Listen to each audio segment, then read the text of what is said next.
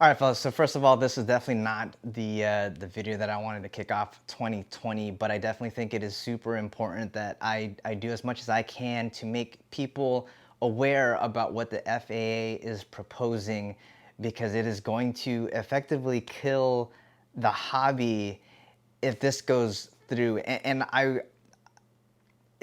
Fellas, it's not good.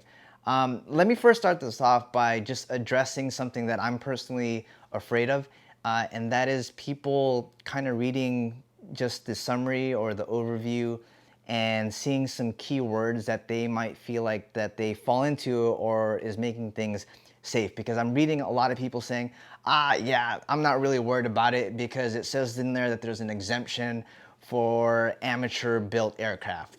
There's also an exemption for aircraft that weighs 0.55 pounds or less. And what I'm afraid of is people are going to see that and feel like that they are safe. And I'm here to tell you right now that sure, you're not.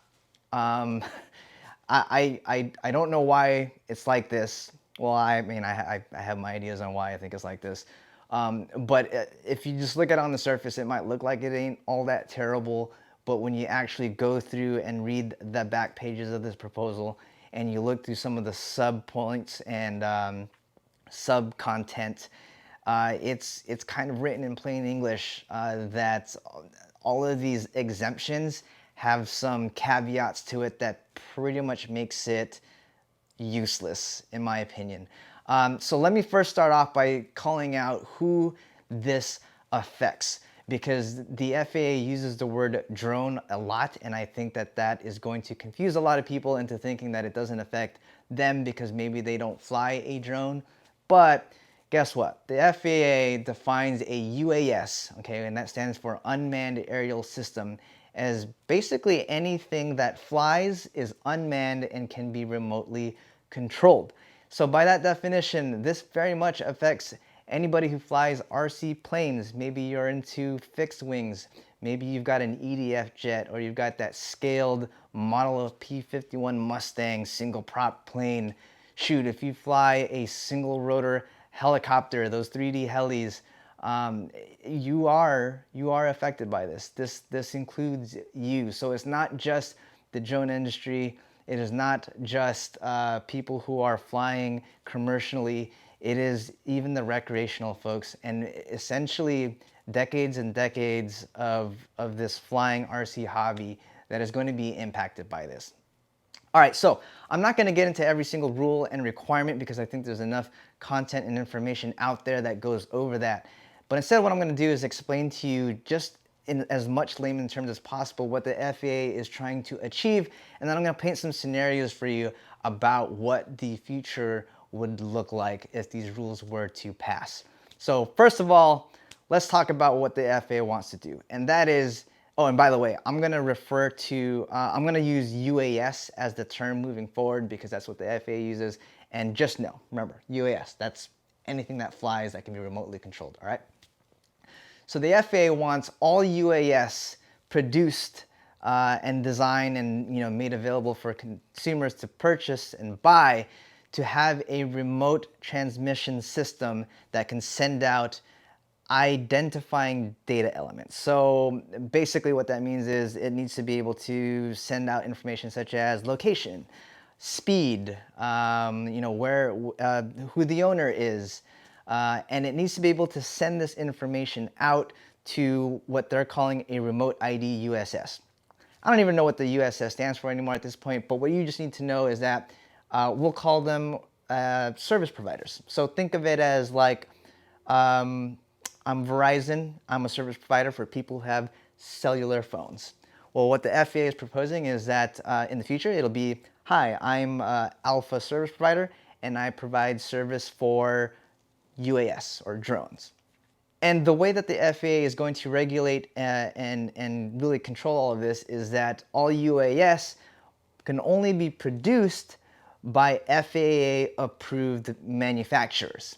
So now basically this is going to whittle down the people who produce drones or RTFs to the folks who have the means to be able to get FAA approval, because I can't imagine that this is going to be a walk in the park, fellas. And, you know, I don't know a whole lot about the automotive industry, but I do know that getting something DOT approved is not easy and definitely not cheap.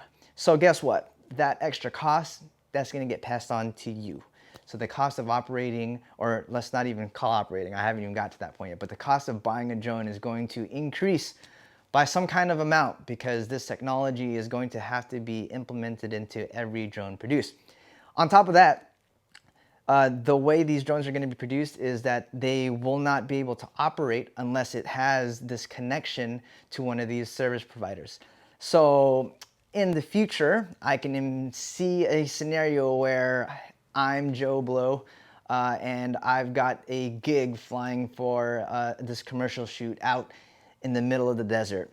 And guess what? The middle of the desert has no connection, and so now I cannot take off. So you can see how that would be pretty frustrating. I mean, shoot, just having to pay for a subscription service just to be able to fly my drone just really sucks. I mean, the whole idea of it just really sucks, fellas. But that's the joint of it, right? You got this drone that has to have this internet connection and or a direct connection to be able to broadcast this information. So I'll talk about that really quick.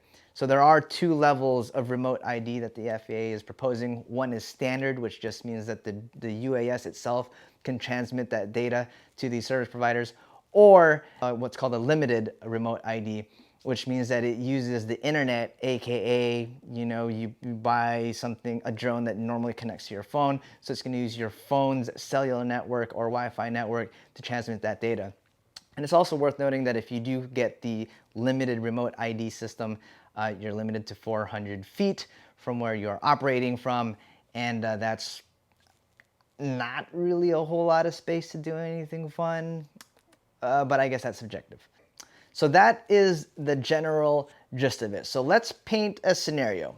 I'm a YouTuber and I decide, hey, I want to up my vlog game. I want to up my travel vlog game. So I'm going to go out and I'm going to buy myself a drone. Well, under these new rules, I have to buy a drone that falls into one of these categories, and I got to look up what makes sense for me to have. And let's just say, you know what, it's limited remote ID. That's all I need. I don't need to go beyond 400 feet from where I'm flying at all times because I'm usually just taking a droney or something like that, right? So I go to Best Buy, I buy this thing, and before I can do anything else, I have to go to the FAA website and register this thing because it probably weighs more than 0.55 pounds. All right, so now I'm going to pay this fee. The FAA is going to have my information. And now I'm ready to roll, right? Nope, no you're not, because before that thing can take off, because remember it's programmed this way, I have to establish and open up a subscription service to one of these service providers. So now I gotta go do that. And you guys might be thinking that I'm just making this scenario up, but it's actually one of the scenarios that the FAA has written out in the proposal.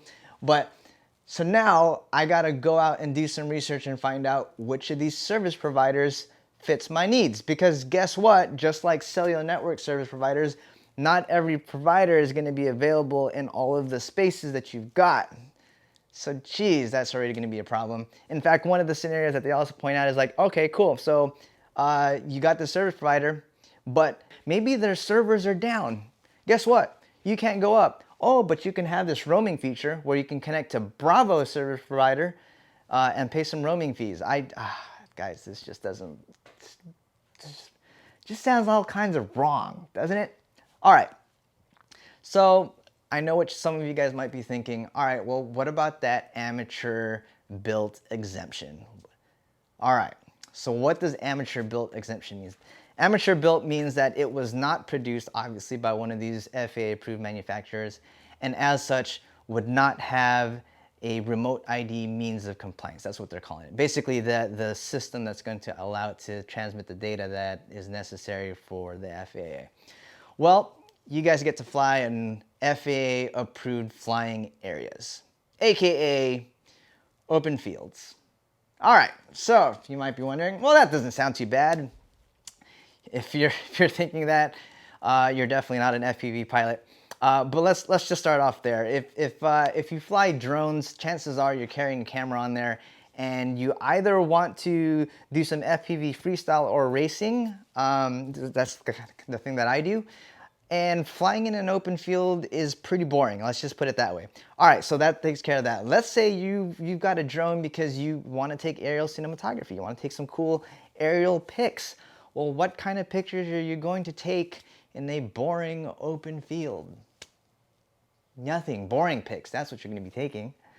So here's the other thing that I found about that whole flying field thing that I thought was kind of weird. And that is that the FAA is saying that after a certain date, no more new flying fields will exist. And all of that just kind of sounds like it's just set up to eventually disappear. And that just kind of rubs me the wrong way, man. All right, so now let's get on to one of the bigger ones. Like I know you sub 250 gram folks are sitting there going, all right, so what's the deal? What's the deal with the sub 250 gram? On the surface, it says that there's an exemption for 0.55 pounds or less, but when you go read deep into the back pages of this proposal, it clearly states that the FAA envisions that once these regulations are in place, that weight is no longer going to be a determining factor in terms of having to meet this compliance.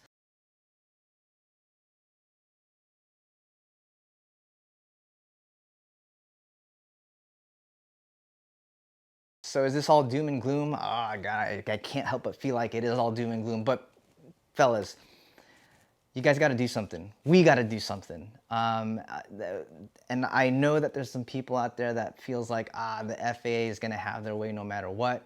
Or maybe you're thinking, what's my little voice going to do? That may or may not be true, but what I can tell you is absolutely true is that if you do nothing, it is the worst possible thing that you can do. So please take some kind of action. I'm going to leave a link in the description to where you can leave your comment or your response to the FAA. Read through it, and you might have some ideas on ways to kind of counter some of the things that they're talking about.